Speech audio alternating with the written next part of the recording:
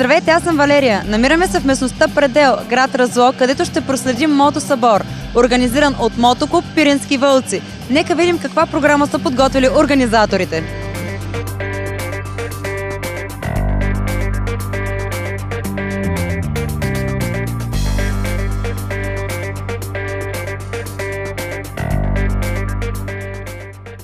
Преди обаче да видим каква е програмата на мотосъбора и какви изненади са подготвени за всички гости, ще направим една обиколка сред присъстващите, за да видим какво е тяхното настроение още в сутрешните часове.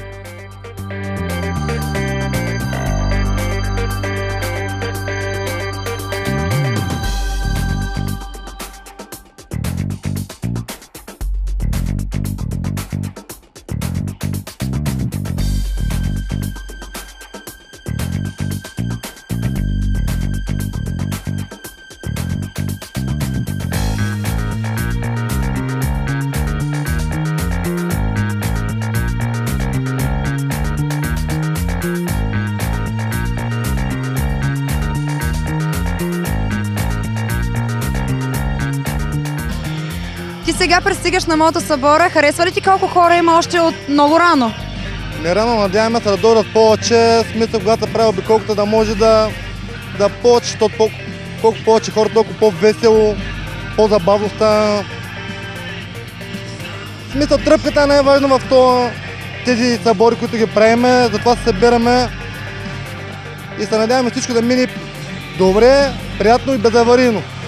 А друг път идва ли си на този мотосъбор? Лично на този не, но сме ходили в Петрич, на други места много не сме обикали, но така да се нарече, си правим сбирка между приятели и се обикаляме повечето, но лично на събори за първ път идвам на този лично. А според теб важно ли да се прави такава почетна обиколка от всеки един от мотоклубовете, който организира мотосъбор? Да, в смисъл, за да може да се дава респект на бавното шофиране, особено в градски условия, нали, да не се дига много високи скорости. Да, според мен е най-добре да се правят такива почетни обиколки с уважение към моториста, най-вече, защото много на пътя на пазят шофьорите, особено на автомобилите. И две думи, налагат се. А ти специално проверил ли си каква е подготвената програма или на момента ще разбереш какви игри има? На момента ще се проверя. По принцип винаги игрите са забавни. Изобщо не се съмнявам, че организаторите ще са измислили нещо лошо. Винаги сигурен съм, че ще бъде приятно. А според теб важно ли да се провеждат такива игри по време на един мотосъбор? За важно не мога да кажа, но приятно. А това е най-важното, да се изкарате страхотно тук. Да, именно се изкараме приятно, затова сме дошли да разпустим, да забравим ежедневието. Затова и караме мотори, защото да мога да забравим ежедневието, защото като се качваме на моторите, съвсем ставаме други хора. Вярно ли, че когато се качиш на мотори, чувстваш един такъв прилив на свобода? Свобода не мога да кажа, но адреналина е много висок. Друго не мога да кажа. Просто адреналина не може да се сравни с нищо друго. Нито с кола, нито с нищо друго.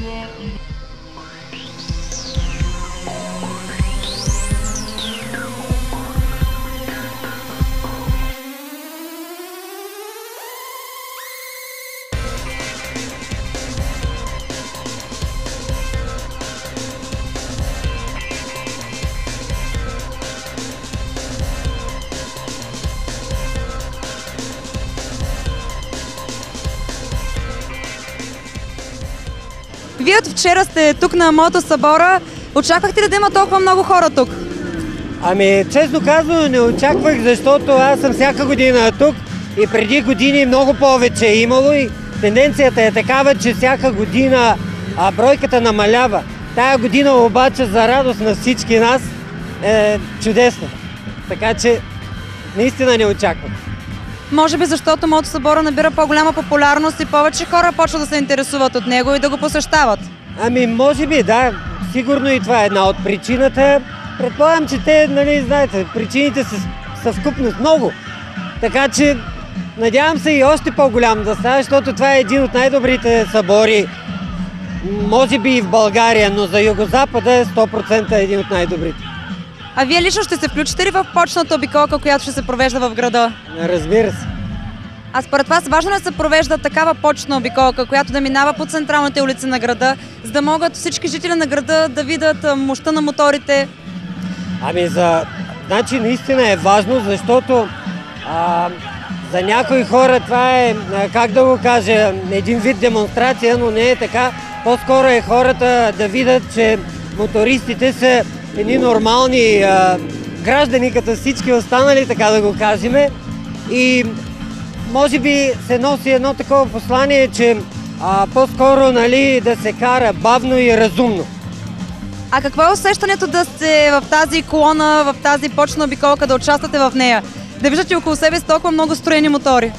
Усещането е невероятно. Просто с думи няма как да се опише, трябва да си на мотора и така. Значи за това очаквате и обиколката с такова нетърпение? Разбира се. А според вас важно да се провеждат игри, които са от различен характер по време на мотосъбора, за да може всеки да има с какво се забавлява? Да, разбира се. Адреналина се покачва, емоциите и така, забавно е. А смятате ли, че е важно да има такъв стънт, стартови отсечки, такива по-адреналинови изпълнения с мотори? Как да ви кажа, те са малко опасни. Добре е да ги правят хора, които наистина са майстори в моторното каране, така да го кажем. Не би трябвало всеки да се опитва, особено по-малките и начинаещи.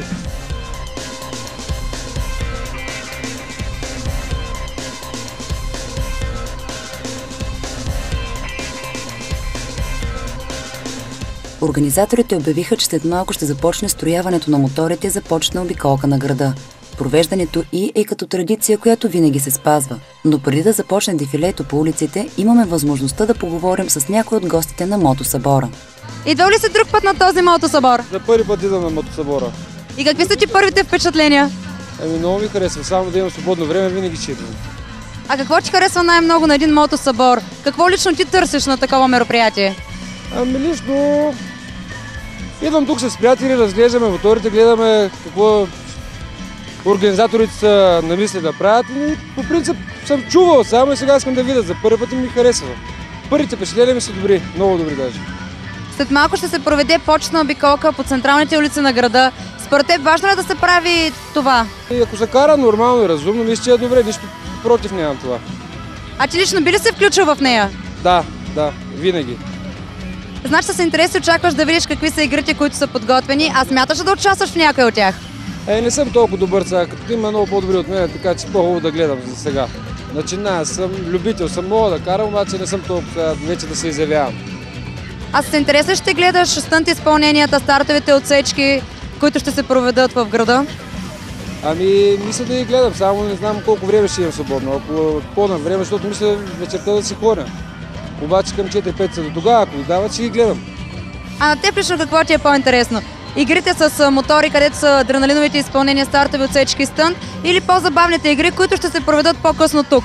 Винаги адреналина е по-добре да гледаш, когато по-екстремни каране, обаче пак екстремно каране, в смисъл разумно каране, да има, например, опасност някой да пострада и види какво ще. Мотосъбора е под надслов "Карай с каска". Какво е мнението ти за това? Добре, защото при най-малко камъче можеш да паднеш и е по-добре да си имаш предпазни мерки. И екипировка, и каска, всичко. Значи въпреки големия адреналин, въпреки всички тези емоции, които осигурява карането на мотор, все пак безопасността е на първо място. Така, но някакъв път, като се качиш на мотора и той ще кара да караш по-бързо. Иначе безопасността. Това е на първо място, но най-важно е това да се пазиш себе си и всичко около тебе. Да, Господ на никой лошо да не се случва и това.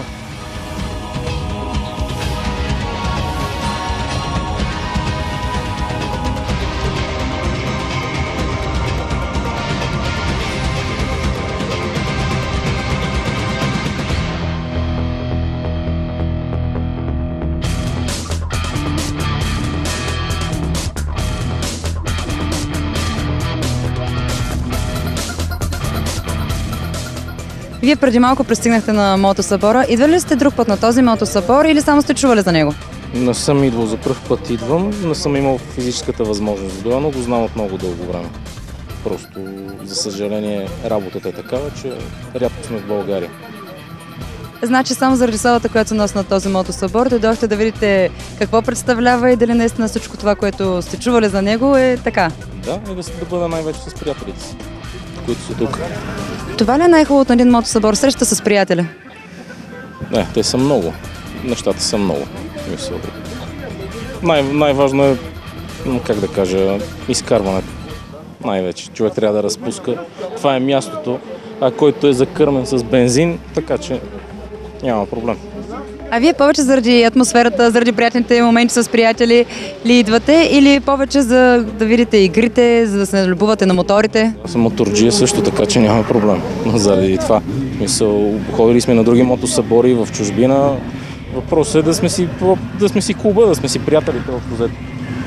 А има ли разлика между мотосъборите в чужбина и мотосъборите тук? Вие специално каква разлика намирате? Освен, че те са, може би, малко по-големи като мащаб. Малко там организацията е, как да кажа, в смисъл там вече, особено аз в Белгия, в Холандия съм ходил, аз карам чопър, на такива мотосъбори съм ходил 2-3. Разликата е голяма. Просто, как да кажа, мащаб е по-голям. Много хора се събират, примерно тук, ако събират 4-5 хиляди човека, там събират над 15-20 хиляди и зависи. Мащаб е по-голям просто. Иначе то е едно и също. Мотори, състезания, бира, веселба, красиви жени. Това е.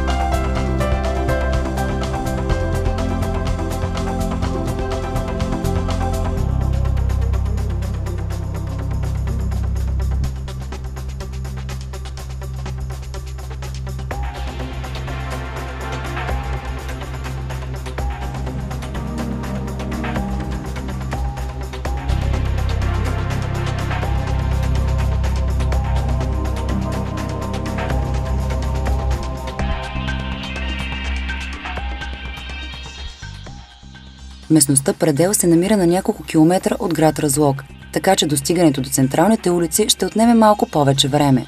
Но това има и своята положителна страна. По-дългото дефиле дава възможност на жителите на града повече време да се любуват на красивите машини.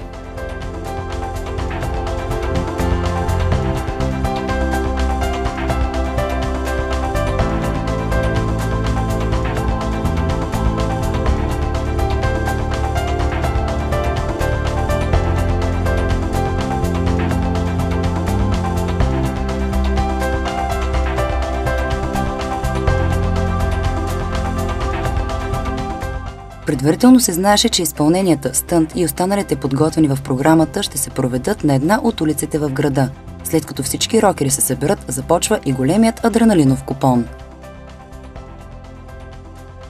На една от централните улици на града ще се проведат атрактивно каране и стартови отсечки. Организаторите са подготвили още една изненада за всички гости и след малко ще видим каква е тя.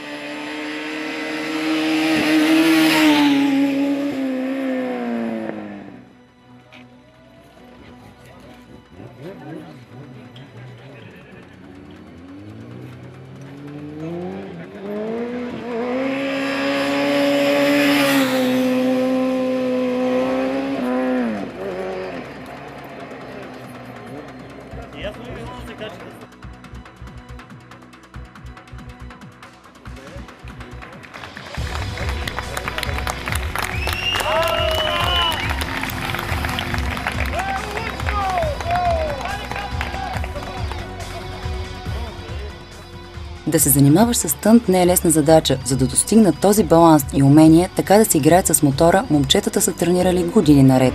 Имало е много падания, но тяхното желание за силен адреналин е надмогнало дори и това. Благодарение на тяхната упоритост, ние, зрителите, сега имаме възможността да се наслаждаваме на лудите им каскади.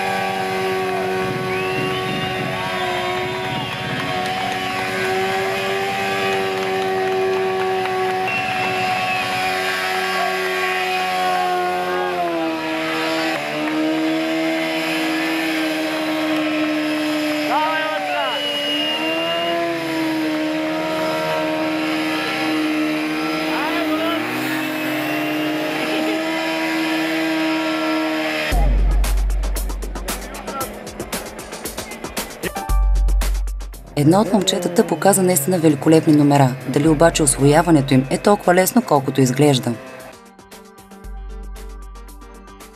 Видяхме едни страхотни изпълнения, които направи. Хареса ли ти самото място, което организаторите са подбрали? Значи, аз казвам Лъчезар Димитров, от Кюстендил съм, от мотоклуб Осоговски ездачи. Местото е много хубаво по принцип. Хубав е асфалто, нов е асфалто. И е много хубаво местото и няма бабунки, няма такова. Просто е идеално за това нещо. А ти колко време си посветил, за да можеш да научиш тези изпълнения, които тук показа и просто обра овациите на публиката? По принцип, това го карам от 10 на години, но иначе от доста време карам, от 4-ти клас карам мотори. Доста е така трудно и опасно, но се справяме някакси. Най-атрактивното, което хората посрещнаха с адски много аплодисменти, беше когато беше прав на мотора. Това трудно ли е за постигане? Доста трудно е, защото и там и ветър и всичко и може да паднеш, защото доста приятели и аз съм падал също така. Просто трябва да знаеш как да се изправиш и как да го направиш, не е чак толкова лесно. Точно това на резерва, защото кара с 560 и като се изправиш на тази струя горе и се обръща веднага. А трябва ли да балансираш през цялото време? Общо взето, да. Трябва. А харесва ли ти като цяло мотосъбора? Колко зрители се събраха на пистата да гледат изпълненията? Глед, като мотосъбор е хубав. Доста хубав е мотосъбора. Самото место е хубаво. И организаторите доста добре се справят. И така, хубаво е по принцип. И тук и доста хора се събраха. Ти направи едни наистина страхотни изпълнения. Кажи ми какво за теб точно е стънта, атрактивното каране? Какво представлява това за теб? И една много голема тръпка и една много голямо удоволствие и се чувства се малко по-свободно и малко по-добре, като си горе на едната гума. А не те ли разсейва по някакъв начин аплодисментите на хората тогава, когато викат името ти и когато правиш изпълненията си? Не, просто гледаш да не ги чуваш. Просто гледаш да не ги чуваш и да си караш твоето и да не се разсейва, защото разсеяш ли се, много лошо става. Но все пак не може да не ти е приятна тяхната подкрепа, която получаваш. Разбира се, без тяхната подкрепа ти не мога да караш. Сам човек не може да кара, не става. Трябва да се подкрепваш хората. Изненадата, подготвена от организаторите, е изпитание на елементно каране. Това е новаторска идея и домакините се надяват с нея да развеселят всички гости.